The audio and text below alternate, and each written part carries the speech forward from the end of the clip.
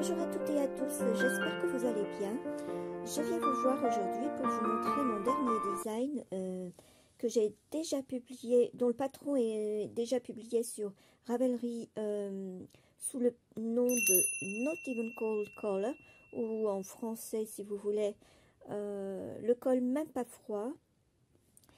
Je l'ai designé au préalable, je voulais juste un petit snood en double, parce que comme il faisait de plus en plus froid, je l'ai fait vraiment à la va-vite, mais au départ il n'était pas designé de cette façon, c'est-à-dire qu'au départ je n'avais pas fait ce rebord que je vais expliquer, dont je vais expliquer l'utilité.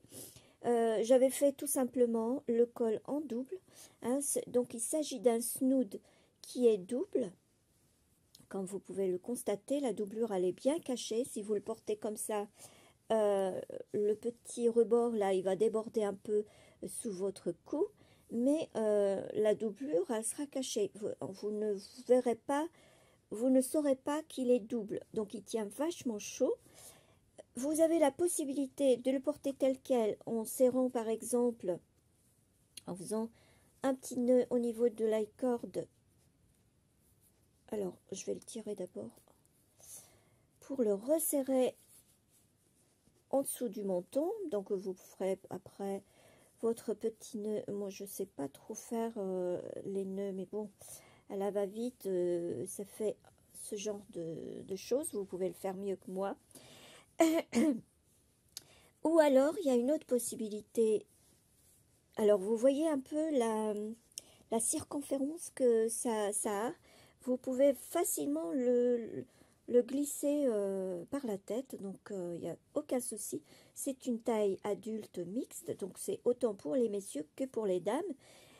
Vous avez la possibilité après de le porter ainsi, en relevant la doublure pour que vous l'ayez un peu plus au-dessus du menton, c'est-à-dire pour cacher un peu votre menton, votre bouche, etc. Donc ça tient autant chaud. Et vous avez ensuite, alors vous pouvez le porter ainsi, soit en faisant un rebord comme ça, soit en faisant un rebord comme ça. Après, vous avez la possibilité de l'enfiler de l'autre côté, de façon à ce que vous ayez ça au niveau du cou et que vous ayez ça au niveau du menton, comme je l'ai montré en début de vidéo. Je vous ai fait une petite vidéo où je le porte. Il peut également se mettre ainsi. Vous avez vraiment différentes possibilités de le faire. Vous avez aussi une possibilité de faire les ouvertures, deux autres ouvertures ici, de façon à ce que soit vous sortez votre high cord par là ou alors par ici. Vous voyez, franchement, il est modulable à souhait.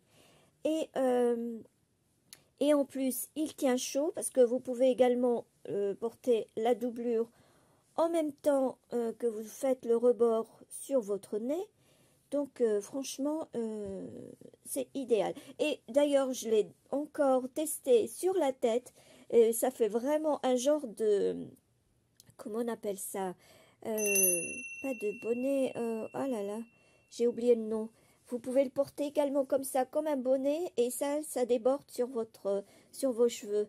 Enfin, franchement, c'est un snood qui est formidable. Au départ, je ne l'ai pas conçu de cette manière. Je l'avais conçu simplement en double. Comme ça, il avait la même taille à l'intérieur comme à l'extérieur. Mais après, je me suis dit, c'est vraiment idéal d'avoir un truc comme ça qui va sur le nez comme ceci, et il a un maintien formidable.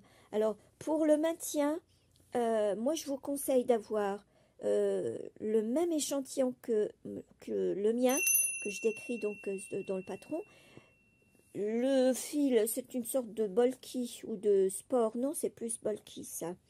Mais vous voyez que après blocage, il a plus l'air d'une déca que d'un bulky. Regardez là, ça n'a pas la même texture. Alors, où est-ce qu'elles sont les côtes? regardez les cotes, comment elles sont. Franchement, regardez-là. Elles ont l'air vraiment bulky. Mais une fois bloquées, regardez la texture que ça a. Ça rappelle plus la déca que du bulky. Donc c'est un fil qui se détend, qui s'amoindrit après tricotage. Voilà, il a l'air gonflé un peu comme ça, mais franchement, une fois bloqué, il a cette texture-là. Bref, donc voilà la description de ce modèle que j'adore, que j'ai beaucoup porté en ce moment. Et d'ailleurs, j'en ai fait plusieurs pour des collègues, la famille, etc. Notamment mon mari, ma belle-sœur, mon beau-frère, mon gamin, une amie. Voilà, j'en ai fait pas mal. La mère d'une amie aussi, parce que elle avait tendance à avoir un peu froid au cou. Elle m'a dit ça serait génial si je pouvais lui en faire aussi un comme ça. Donc je lui ai offert. Voilà, j'espère que ce petit descriptif vous aura donné envie de vous le procurer, de le tricoter très rapidement. Mais en ce moment on a encore du froid, donc ça serait idéal. Et si vous optez pour ce fil, il est d'une douceur. D'ailleurs, c'est pour ça que je l'ai pris pour faire un truc qui va autour du cou. Parce que la douceur de ce fil, franchement, je vous mets peut-être le lien en barre d'infos. Je n'ai aucune collaboration avec ce fil. Il s'agit de la Katia Pure Organic Wool, je crois. Je vous mets le lien. Je vous mets peut-être le descriptif également ici.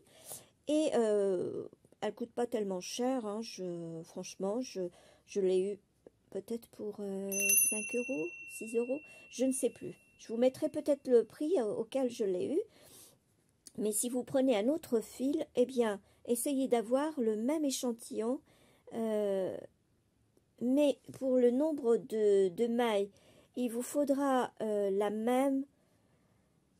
même nombre de mailles. Pourquoi? Parce que dans le descriptif, pour les rangs raccourcis que j'ai réalisés, je vous décris pas à pas l'exactitude des mailles que vous laissez par là, si elles sont à l'endroit, à l'envers, etc.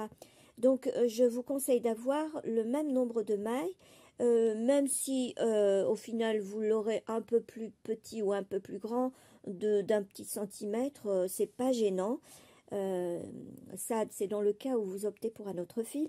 Mais je vous conseille d'avoir ce même fil. Voilà. Et d'ailleurs, je l'ai testé avec un autre fil. Oui, c'est un... Je vous mets peut-être les caractéristiques en dessous. C'est plus un déca, celui-là. J'ai eu à peu près les mêmes dimensions, mais je n'ai pas eu la même texture, la même finesse, le même drapé, on va dire. Bon, voilà ce qui est pour ce petit modèle. Je vous mets le lien, bien entendu, en barre d'infos pour aller le choper sur Ravelry. Et je vous souhaite, du coup, avant de vous quitter, à la suite, je vais vous faire le tutoriel de cette bande de coulissage. Hein, comment la réaliser, comment ne pas avoir de difficulté à la réaliser. Voilà, donc je vous attends sur le tutoriel suivant. Allez, à très bientôt ou à tout